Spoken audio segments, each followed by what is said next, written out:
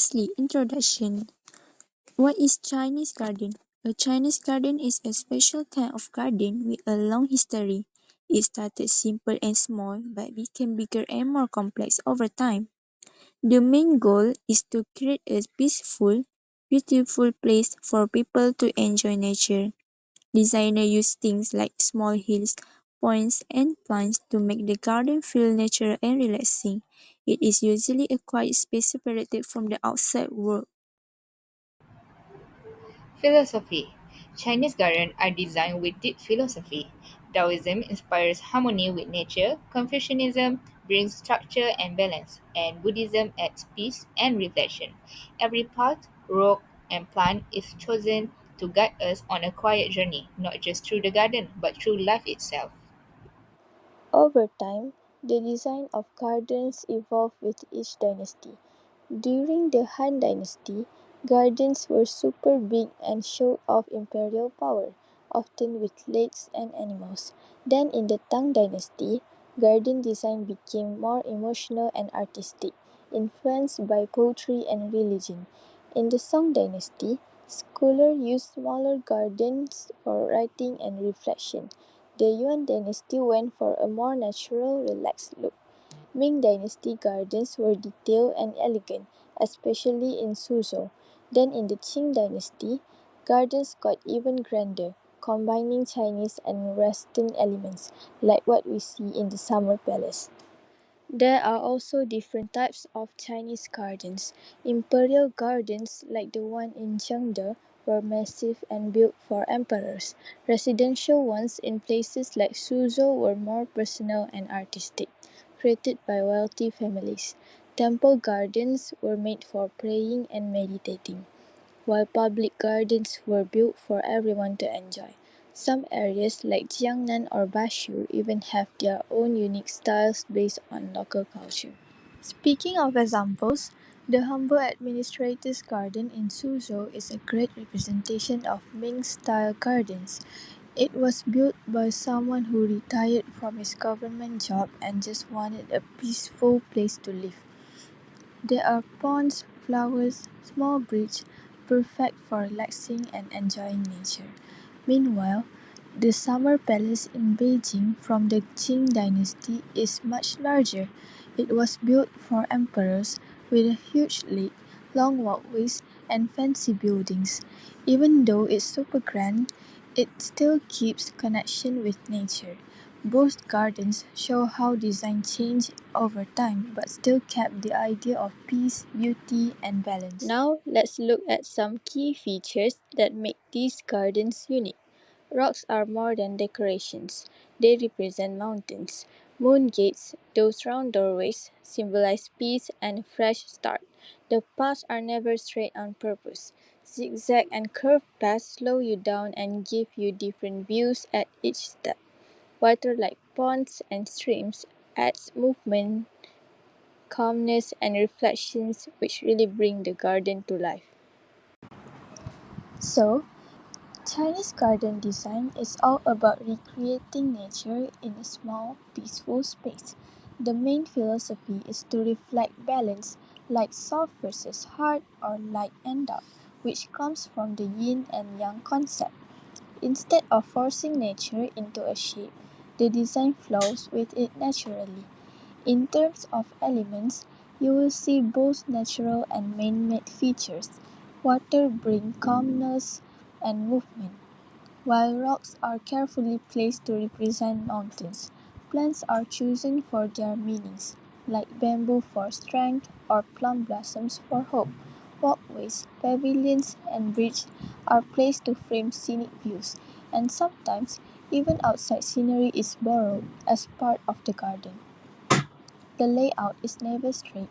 Paths twist and turn to reveal one scene after another, almost like flipping through a storybook. High walls and corridors give a quiet, private feeling. These gardens aren't just about beauty, they carry deep meaning. They often reflect the owner's ideas, values, or even favorite poems.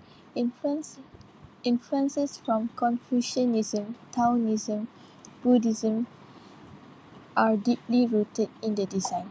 Lastly, symbolism plays a big part. Every detail, from rocks and water to plants and moon gates, represents something meaningful. Altogether, the garden becomes more than just a space. It tells a story about life, nature, and There harmony. are four types of Chinese style garden. First, royal garden means grand, splendid, and magnificent. Such royal gardens boast a quiet environment and breathtaking views. All royal gardens and the buildings inside are always large. Second, temple garden, making full use of local conditions, are quiet and deep. Beautiful natural environment. Natural and man-made beauty come together perfectly. Next, natural garden are an integral whole with beautiful mountains and clear water. Based on natural landscape, gardens are big, versatile, and completely open. Size and scale much larger than that of private and temple garden for people to visit and to have fun. Generally located in mountain areas. Lastly, private garden are refined, simple, and elegant, known as residential or city gardens, often built in secluded areas of a city being linked with neighborhoods. They do not have a natural landscape and rely on manpower for digging rivers and ponds, stone and planting trees. There are actually a few different layout shapes used in Chinese gardens. As you can see here, there is the L shape, square, rectangular, and round layouts. Some gardens also use a T shape or a loop, which is a circular path that lets you walk in a continuous flows. There is also a unique fan shape layout. Each of these shapes helps guides movement and frame views, depending on the space and the story the designer wants to tell. On this page, you can see the sample of L-shaped, rectangular, square, and round layout. Meanwhile, on this page, you can see the sample of T-shaped, loop, and fan-shaped layout. Stones are suitable at private garden with limited space. Also, using stone to represent mountains become the first priority. Stones are presented to reflect spirit and character. Next, Chinese gardens use stage and natural form not just as decoration but to express power, protection, and spiritual ideas. Together, these features bring stories, beliefs, and philosophy into the garden, to blending the art, spiritually, and protection into every corner of the space. All gardens have water elements. They are always taken the construction of water landscape seriously. Even in small area, every private garden has water. Design should take advantage of reflection on the water, such as the blue sky, white clouds, and elegant pavilions. In Chinese garden, there are always a fish in the water, and growing aquatic plants in water adds a colorful and bright tourist to the water landscape. Water must feature twists and turns to appeal to visitors to make a visual effect. And lastly, sound to provide pleasing acoustic element. And we are moving on to the next slide, which is structure. There are 12 structures in Chinese landscape garden. In Chinese gardens, structures are not just practical, but they are designed to guide movement, frame views, and tell stories. Each element has a symbolic role and helping to create a journey through nature and philosophy. Structures like pavilions and corridors in Chinese gardens are meant to be places to pause, think, and enjoy nature. Each one of these placed carefully to create balance and invite reflection, inspired by Confucian order, Taoist nature, and poetic expression. In Chinese gardens, even the smallest elements like paths and boats are designed with meaning. They guide how we move, what we see, and how we feel, creating a landscape that speaks to the mind, body, and soul. Plants naturally occur with different height, colors, and shapes. To get your selection of plants, Some good choice for specific location are listed here. Following this list, each plant is given a more detailed description, which also indicates other appropriate locations. Here are examples for every each location. Have a beside windows, with land, by the roadside, on an arbor, beside stone, and beside a wall. If you want a detail and many type of species, you can scan a QR code here. Plants in Chinese garden are not just chosen for their beauty, but they are carefully selected because of their symbolic meanings in Chinese culture. Each plant tells a story or represents a virtue like strength, humility, or resilience. Together, they reflect the garden's deeper values and bring a balance with nature. For example, bamboo. Bamboo symbolizes to resilience, humility, integrity. Next, for pine tree, it is symbolized to longevity, strength, and loyalty. For the next selected plants in Chinese garden, we have plum blossom. It is symbolized to endurance, hope, beauty in hardship. Next, lotus. It is symbolized to purity and spiritual awakening. And third, we have chrysanthemum. It is symbolized to nobility, endurance, and autumn. For the 6 months, we have peony.